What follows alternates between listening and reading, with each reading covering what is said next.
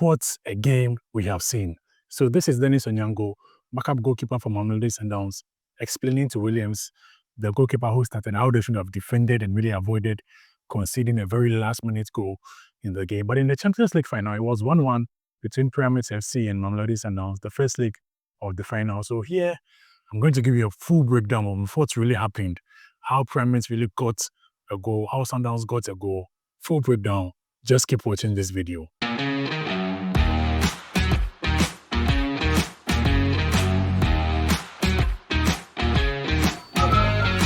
I don't know what I'm doing. All right, so welcome back. My name is Dennis Seyram and African football as always over here. Let's get into the game. So this match was really everything up for grabs, and I think it showed right from the very first minutes of the game. Both teams went all out into the game, and Pyramids, what a start they had for the game. They didn't sit back, and I was really surprised, to be honest. I was really surprised the amount of energy they used in the game, the amount of strength, energy, right from the very first minute of the game. And it's very simple. Pyramids have two important games in the next 1 week. So I was surprised they used this much energy, but who knows? Maybe their fitness level is way beyond how we expect them to be. Maybe they can be a lot even fitter for their next league game, which is probably a title decider in the Egypt Premier League, and also the next game in a week later, which is the second leg of the Champions League. Well, let's talk much more about this game. And Pyramids had 3 men in midfield who probably controlled the game from the first half, and that's Mohamed Lashin, the defensive midfielder for Pyramids in the game. Then Blati Thuri, who was playing the central defensive midfield role, more like the box-to-box role.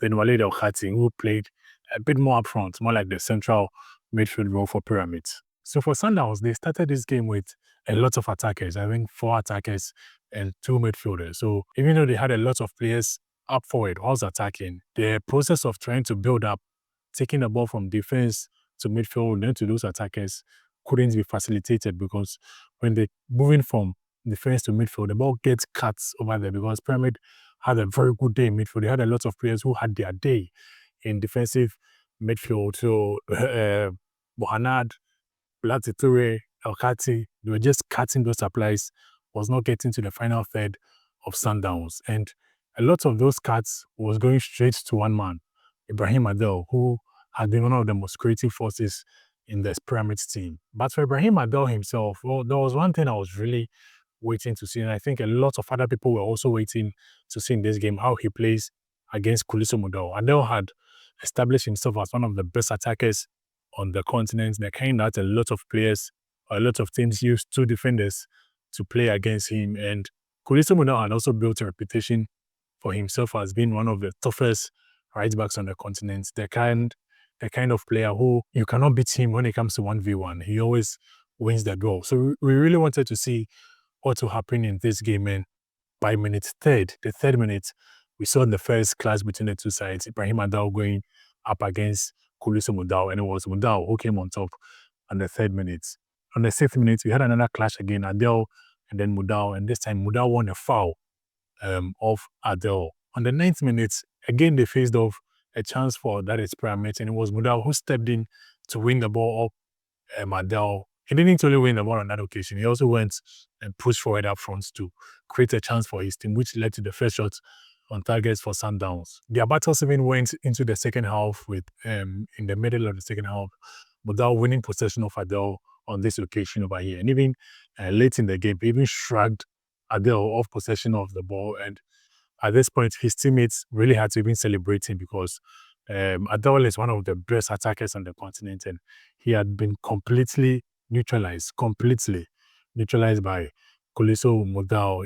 He made Adel look like an ordinary player, like a normal player, which for me was really out of the ordinary. But back into the game from the first half, as I mentioned, Sundowns really struggled with building up and creating from the back. So for most of the times, they couldn't really create the chances. And lucky for Pyramids, on some of the occasions when they win possession of the ball, Sundowns will be in their attacking setup.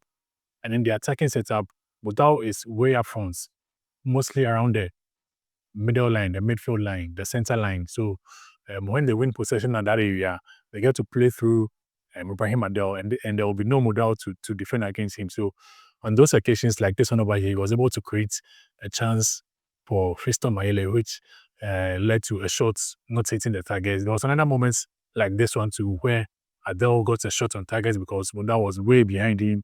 He was in the attacking setup and they lost possession in that play. So Adele got a shot on target from this point. But Sundowns themselves were able to create a few chances, especially on counter play because Pyramids were also playing a very open game. But I think the problem with Sundowns when they created their chances was that I don't know whether they had the idea to shoot from afar. There was always a better chance, a better passing option like this one. There was a better passing option, but then a shot was taken from outside the box.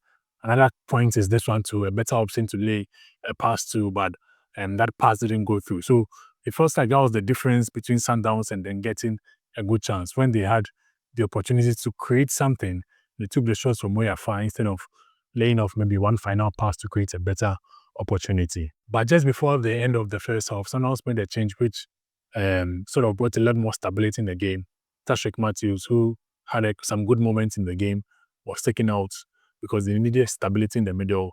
And Jaden Adams, who has the ability to control the midfield a lot more, was brought in for stability. And in the second half, it paid off. Sundowns went on the attacking moments, and again it was Phil Mudau who did excellence defensively, but also played the attacking role. He made the run all the way up front to make a cutback cross, which led to Sundowns creating the chance, which led to the goal.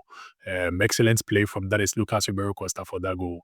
If you can see from this screenshots here, you could see that when the ball was coming to him, he attempted to take a shot, which made the Pyramid goalkeeper sort of dive. So he wasn't on his strong 2 foot when Ribeiro was taking that final shot, which led to Sundowns getting the opening goal.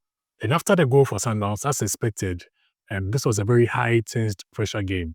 And a game where Pyramid were throwing everything at Sundowns. And so Sundowns had to maintain or control the game. And the coach Miguel Cardozo thought wise of doing so by taking off some players, like taking on Arthur Sales, who was starting and was a bit tired, taking off Ribeiro Costa, who was not really adding a lot in terms of defensively. Took off Ikram Reines also, who also was a lot more offensively, adding a lot to the team, and brought on New Mayema to sort of stabilize the midfield. Also brought on Fapelo Morena, who has the ability to play either as a defensive-minded player or move up front, a lot of pace to move up front on the counter break. And then also Peter Shalolile, who has a lot of experience as a forward in the Champions League.